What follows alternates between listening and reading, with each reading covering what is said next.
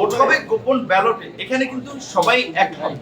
রাষ্ট্রপতি নির্বাচনের প্রক্রিয়া গতকালকে যেহেতু এনসিসি নিয়ে দিনব্যাপী আলোচনা হয়েছে, কনক্লুশনে পৌঁছানো যায় নাই। আজকে রাষ্ট্রপতি নির্বাচনের প্রক্রিয়া নিয়ে আলোচনা হয়েছে। সেখানে সব রাজনৈতিক দল আমরা সব একমত হয়েছে যে বিদ্যমান যে প্রক্রিয়া রাষ্ট্রপতি নির্বাচনের সেটার আমরা পরিবর্তন চাই। এখন পরিবর্তনের প্রক্রিয়াটি নিয়ে বিভিন্ন রাজনৈতিক দলের বিভিন্ন ধরনের মতভেদ তৈরি হয়েছে।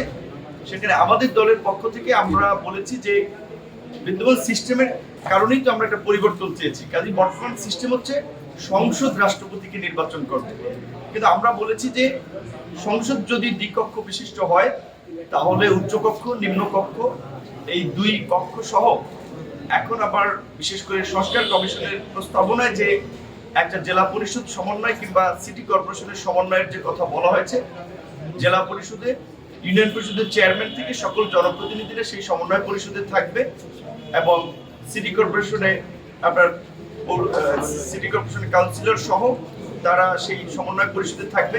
সেখানে একটি করে ভোট থাকবে, কিন্তু ভোটের ক্ষেত্রে বলা হচ্ছে যে সবাই মিলে ভোট দেবে, অর্থাৎ রাষ্ট্রপতি প্রার্থী পদে যিনি সর্বোচ্চ ভোট পাবেন ওই ভোটটা কাউন্ট হবে।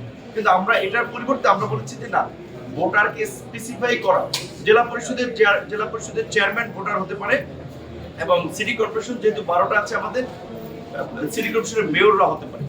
তাহলে জেলা পরিষদের 64 জন চেয়ারম্যান এবং 12 জন সিটি কর্পোরেশনের মেয়র সহ 76 জন ভোটার হয়। তাহলে 500, যেহেতু আমরা দ্বিকক্ষ বিশিষ্ট সংসদের দিকে যাওয়ার জন্য মোটামুটি একমত, তাহলে দুই কক্ষে 500 আপনার সদস্য এবং এক্সপেন্ডেড 76 জন, 576 জন, এইটাকে ইলেকট্রাল কলেজ হিসেবে বিবেচনা করার পক্ষে আমাদের দলের মতামত। কিন্তু এখানে কিছু কিছু দলের মতামত হচ্ছে পুরো 70,000 জনপ্রতিনিধি ইউনিয়ন পরিষদের চেয়ারম্যান থেকে শুরু করে সবাই সংসদ, এবং অনেক দলের মতামত হচ্ছে শুধুমাত্র পার্লামেন্টের দ্বিকক্ষ, কিন্তু ভোট হবে গোপন ব্যালটে। এখানে কিন্তু সবাই একমত। আরেকটি কথা যেটি দীর্ঘদিন ধরে আমাদের এখানে আলোচনা হচ্ছে, 70 নম্বর অনুচ্ছেদের কথা কিংবা রাষ্ট্রপতি প্রধানমন্ত্রীর ক্ষমতার ভারসাম্যের কথা। 70 নম্বর অনুচ্ছেদের পরিবর্তনে দুটো বিষয়ে কিন্তু সার্বজনীন একমত তৈরি হচ্ছে আমরা, যে অর্থ বিল এবং আস্থা ভোট ব্যতীত অন্য ক্ষেত্রে সংসদ সদস্যরা স্বাধীন।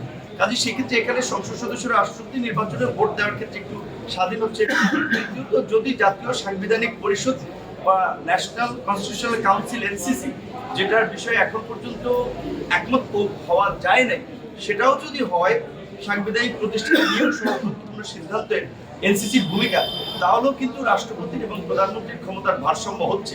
সুতরাং আমরা শুধু বিতর্কের জন্য তর্ক করা এই জায়গায় না থেকে আমাদের দলের পজিশন থেকে আমরা বরাবরই বলছি জাতীয় বৃহত্তর স্বার্থে আমরা আমাদের পজিশন যেটা আছে, যদি ঐক্যমত্য কমিশন কি মর্মদের এটা কোনো বিষয়ে একমত হয়, সেখানে আমাদের পজিশন আমরা পরিবর্তন করতে এগ্রি। আমরা সকল দলকে আমরা এই আহ্বান জানাবো। এবং বিশেষ করে এখানে এটা ঠিক যে দু একটি দলের আলোচনা কিংবা প্রস্তাবকে অনেক ক্ষেত্রে প্রাধান্য দেওয়া হচ্ছে, এই জায়গাটা থেকে আমরা বরাবর মতো পরিষ্কার বলতে চাই যে গণ অভ্যুত্থান দু একটি দলের নেতৃত্বে হয়নি। সুতরাং কোনোভাবেই দু একটি দল কিংবা বিশেষ কোনো ব্যক্তি মহলের সিদ্ধান্তকে প্রস্তাবকে প্রাধান্য দেওয়া যাবে না। সার্বজনীনভাবে সকল মত পথের মানুষ, আজকে যারা আমরা এখানে ধরেন যে রাজনৈতিক দলগুলো আছে, এইসব দলে কি গোটা দেশের মানুষের প্রতিনিধিত্ব করেন? না, এখানে একেবারেই আছে যে সমস্ত দলের কোনো অ্যাক্টিভিটিস নাই। আবার এমনও দল আজকে আমরা দেখতে পেলাম যারা ধরেন আপনার এই আওয়ামী লীগের দোসর ছিল, তারাও কিন্তু এখানকার আলোচনায় বিভিন্ন দলের প্রধানদের মারফতে তদবির করে এখানে এসেছে। এই বিষয়টি আমরা আজকে প্রশ্ন তুলেছি এবং এই বিষয়ে পরবর্তী মিটিংয়ে এই বিষয়ে আমরা একটা সমাধান চাবো, যে যারা যেই ফ্যাসিবাদের বিরুদ্ধে লড়াই করেছি, তাদের ক্ষমতার বেনিফিশিয়ারি ছিল, তাদের 14 দলে ছিল, তারা যদি এই আলোচনায় থাকে, এখানে আসে, এটা এই জুলাইয়ের প্রতি অবমাননা, শহীদদের সাথে বেইমানি, এইটার বিষয়ে আমরা কম্প্রোমাইজ করবো। নেক্সট মিটিং থেকে এটার বিষয়ে আমাদের একটা জোরালো অবস্থান থাকে।